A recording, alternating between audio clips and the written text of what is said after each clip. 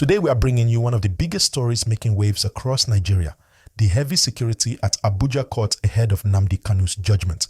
This is real-time news, and it's a story that affects everyone watching, so make sure to hit that like button and subscribe to the channel so you don't miss any updates.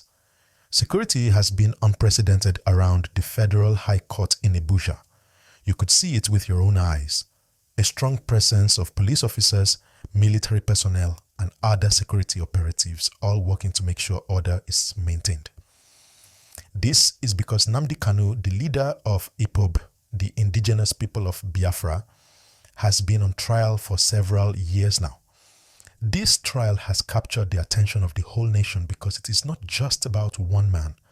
It is about issues that touch on the unity of Nigeria, the rule of law, and the feelings of millions of Nigerians in the southeast.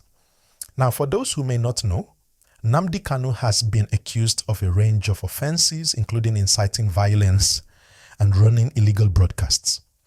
He has also been linked to several actions that the government considers threatening to national security. The trial has seen many twists and turns. Kanu even challenged the court, filing motions to stop the judgment, claiming that some of the laws applied in his case were outdated and unfair. But the court insisted he was given every opportunity to defend himself. When the judgment day arrived, security was at its peak. The Federal High Court was filled with officers ensuring the proceedings went smoothly and that no incidents occurred outside the court. It's important to understand that this isn't over a minor issue. IPOB has strong support and many people have been following this case closely.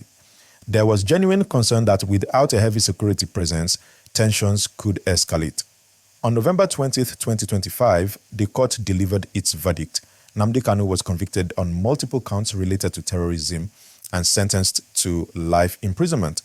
The court clarified that while self-determination is a political right, any attempt to seek it outside the framework of Nigeria's constitution is illegal. The judge also ordered that Kanu be held in protective custody because of the nature of his offenses.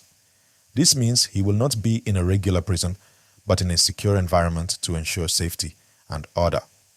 This verdict has already generated strong reactions. Many in the Igbo community are concerned about how this will impact the region and the nation.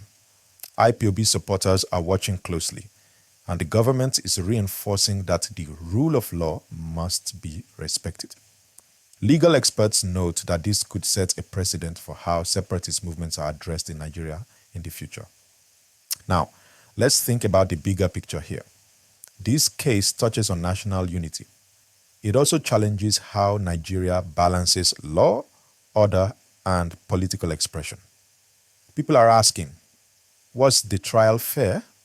Was the judgment justified? What does this mean for IPOB and for the Southeast region as a whole?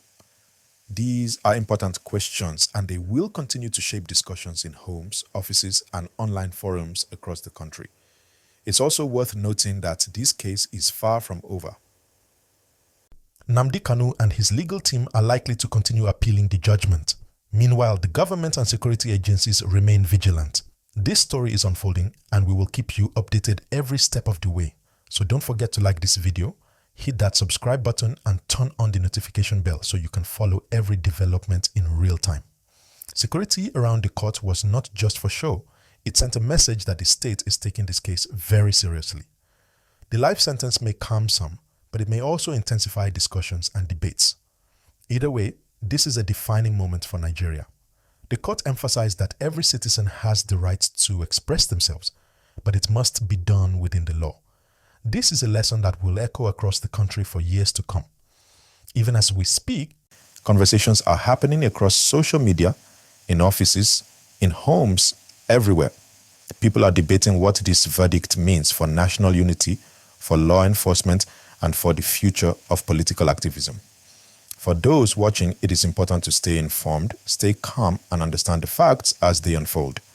Remember to like this video if you are following this story and subscribe to the channel because we will bring you updates as they happen. This is not just news, it is history in the making. The heavy security, the life sentence, the political discussions, they are all part of a bigger story about how Nigeria navigates law, order, and democracy. At this point, you can imagine the tension outside the court. Security forces are not leaving anything to chance, and inside the court, the judgment has been delivered, setting a tone for how the government will handle cases involving separatist movements in the future. It is a signal to everyone.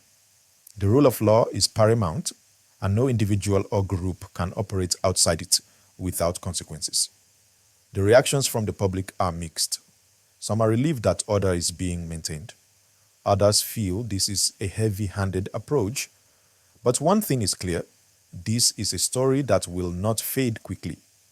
People are talking, sharing, and analyzing every detail, and you, watching this video, are part of that conversation. So, again, don't forget to like and subscribe so you stay updated. This case also reminds us that the Nigerian judicial system is being tested. It is a case that blends law, politics, and public sentiment. The heavy security, the verdict, and the reactions all show how complex and sensitive issues like this can be. It is a reminder to all Nigerians that while democracy allows for expression, it must be balanced with the respect for the law and national unity.